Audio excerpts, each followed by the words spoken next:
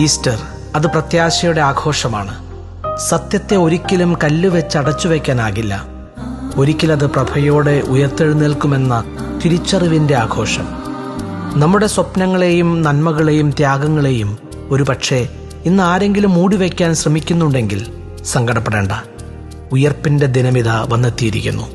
ഉദ്ധിതനായ ഈശോ നിന്നെയും ഉയർപ്പിക്കും. പ്രഭയുടെ മഹത്വത്തിലേക്ക് എടുത്തുയർത്തും. ഹല്ലേലൂയ. എല്ലാവർക്കും ക്രിസ്തുവിൻ്റെ ഉത്ഥാന തിരുനാൾ മംഗളങ്ങൾ.